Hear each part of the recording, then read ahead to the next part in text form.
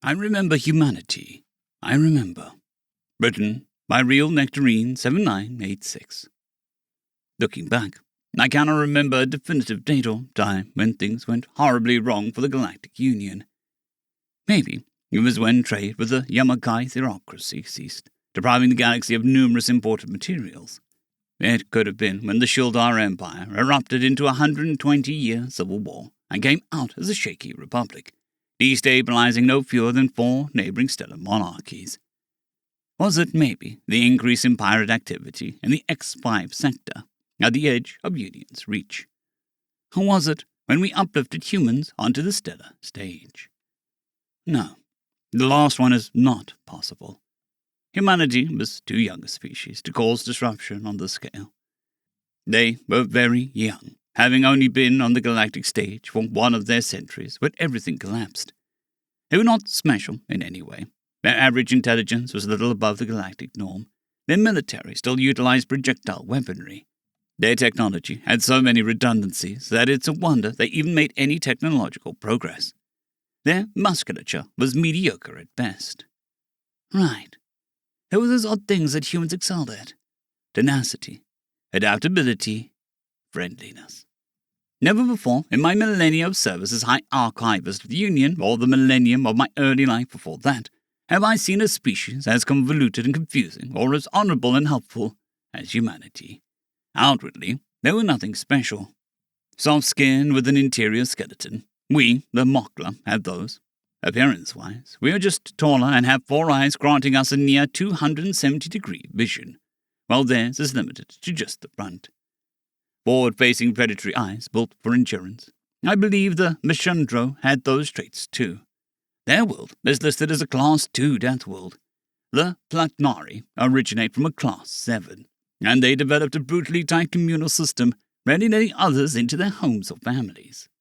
The Platnari, one of the few species not affected by the collapse, made the stars guide their paths. Where was I again? Oh, right. Where humans excel. But they are undeniably tenacious and adaptable. I've archived reports about human soldiers taking what to most species would be lethal injuries, limbs blown off, internal organs damaged, impact weaponry thrown then 10 meters through glass walls, and somehow still being able to continue fighting. I've personally seen a human archivist stay up for 3 days researching a medical technique that could save a colony from an epidemic. I've heard tales of human colonies in glacial worlds thriving as though they were living on a Class A agri-world. I have seen a human change its entire mindset after joining a discussion group. Seriously, according to them, it's been over 300 years since that entire, what do they call it, woke something, a cultural schism on their cradle world where Right. Maybe humans did have something to do with the state of the galaxy, since my senile mind is deviating from the topic. But despite not being a cause, I can say with certainty that the humans helped in any way they could. The first realm to fall was the aforementioned Shildar. While not important in the grand picture, the social uprising caused immense tension across the entire sector. Next came the Klesh conglomerate, whose leadership was known to be corrupt and oppressive. But they were very good bankers, so their species' rights violations were overlooked by political circles. In the span of a month, the leadership was assassinated by rioting lower-class Koleshians, the entire conglomerate collapsing into a factional infighting as warlords rose and fell faster than the archives could keep up. Suddenly, populists and socialist uprisings erupted, first in one quadrant of the galaxy, then everywhere. Over the span of 400 years, no fewer than 23 civilizations collapsed into civil war. That was when humanity was uplifted. A fleet of Makla, Ashanti, and Mishrando arrived in their system with peace in their hands and minds. The humans accepted the peace and offered us their friendship. We gave them our technology. We taught them. We traded with them. Within 10 years, they had their first colonies on other planets in their system. Within 20, they were settling neighboring star systems. Within 30, their total population had exploded. By year 40, they had developed their first moderately advanced battleship. By 50 years, they no longer needed us for defense. Then the Revler pirates attacked one of their colonies and broadcast themselves feeding on the human children while executing the adults. The Revler, one of the largest and oldest pirate groups in recorded history, eating the children of the places they raided was their modus operandi. It was meant to scare species into compliance. It worked for a long time. It worked on us, the Mokla. It worked on the Shaldar before their fall. Everyone's reaction was to defend the colonies, leaving the trade routes vulnerable. Everyone but the humans. I don't know how the humans found them, but within a year, a majority of the fleet was engaged with the Ruffler in open conflict. Losses on both sides were high. The Ruffler's numbers were in superior technology against the humans' tenacity and strange military tactics. Granted, humans were abysmal when it came to space combat. But to the shock of every species still in Union, if humans got an army onto a planet, they were incredibly difficult to dislodge. Every planet bombardment rarely seemed to work, as human ground forces were rarely, if ever, in one location for long. And their military weapons, the very weapons that made them the joke of many a military officer. Their arcing trajectories allowed them to shoot shells up and over any energy shield walls the Ruffler erected around their camps or bases. Maybe this old archivist still has things to learn after all. After 10 years, the human military had dismantled the Ruffler pirates. In that time, they went from fairly adequate, technologically speaking, to competing with a mid-tier Union member. The humans informed us that they had adapted and incorporated the technology they captured from the pirates into their own, thereby advancing their technological level. By the 70th year on the galactic stage, humanity had managed to recoup from its losses in the Ruffler War, as they call it. In the next 30 years, they vastly expanded their fleet, focusing on trading vessels, not the light merchant ships popular amongst Union members. No, these spacefaring monstrosities had no visual appeal, no aesthetic pleasing to the eye.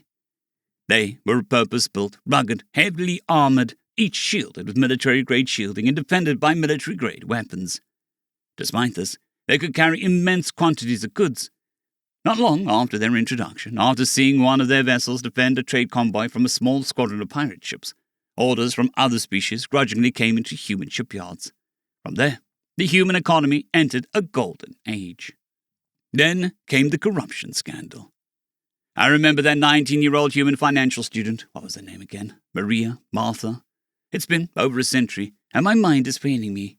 I need to write these thoughts and memories down for the archives before it's too late. Anyway, she was an anomaly. She was, by any species measure, immensely intelligent. For her PhD thesis, she decided to develop a system to improve the financial systems of numerous galactic species. Instead, she uncovered a galaxy-spanning embezzlement scheme orchestrated by the majority of governments and monarchies across the Union. Her intentions were pure. She genuinely wanted to help others, to build trust in pseudo-universal systems that helped travelers and citizens alike wherever they would go. But it led to her sudden and violent murder. Her findings of corruption confiscated by the Union police force. And the humans, like inquisitive children, couldn't stay quiet. Within days, they were investigating, following the lass's footsteps. Because they kept their findings in several hidden locations, their findings couldn't be confiscated, and each investigator had a strong protection detail, meaning they couldn't be openly attacked either. And slowly, over weeks and months, they managed to uncover why she was killed. But unlike her, the human leaders at the time did not show restraint. They openly addressed the corruption, proof in hand, in front of public broadcasting devices, calling for the immediate arrest of those responsible. That was the day the Union ended, and the galaxy erupted in war. Former friends clashing over differing ideologies, colleagues stabbing each other in the back, oppressed people rising up in arms, adding accelerants to the fires, warlords adding it to the chaos as they rose to carve out their own fiefs. And humanity was at its center, trying to, what was the saying they coined again? All right, fighting a wildfire with a fire extinguisher. Don't get me wrong, the humans did what they could to help. They helped stabilize numerous governments, helped draft fair constitutions, and helped rewrite various legal codes to give people something to follow. A line that they, on moral or legal grounds, shouldn't cross. It worked, for the most part. But their greatest achievement was something else entirely. They managed to show immense restraint. I will admit, even we Mokla would have used the chaos to expand our borders. It's a simple way of life. But the humans remained within their small realm, not expanding or overextending themselves, though there were calls among their leaders to do so. This earned them some grudging respect from several smaller species. Others saw it as a weakness, and war came to the human realm. It is often said that wisdom and knowledge come with great age. Well, that is true. Humans also draw wisdom and knowledge from generations past. The defense they put up forced nearly all invaders into a war of attrition, something they could ill afford, given the state of the galaxy at the time.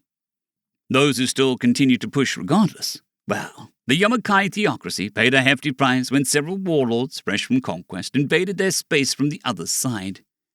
But oddly, the humans approached us, the Mokla, as well as the Ashanti and Mishranda, the three races who uplifted them so long ago. They offered an alliance, a new union, to help build a foundation for peace once the galaxy emerged from the chaos.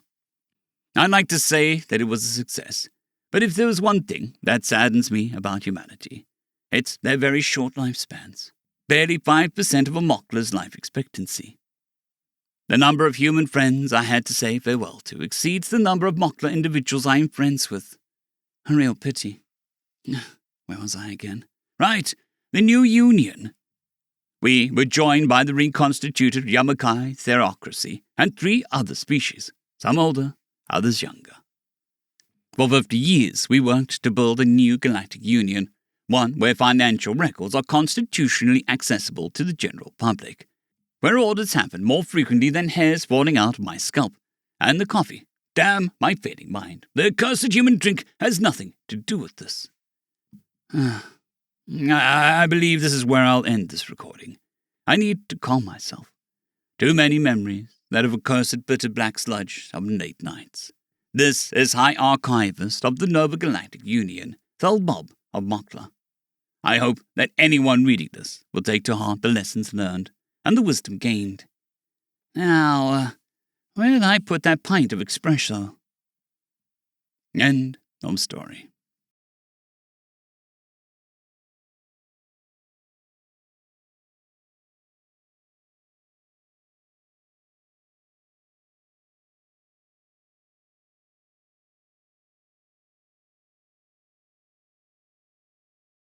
I'd greatly like to thank our Tier 5 channel members, Caspar Arnholtz, John Creighton, Manatharia, 050, Dragzoon WRE, and Elijah Silvercross.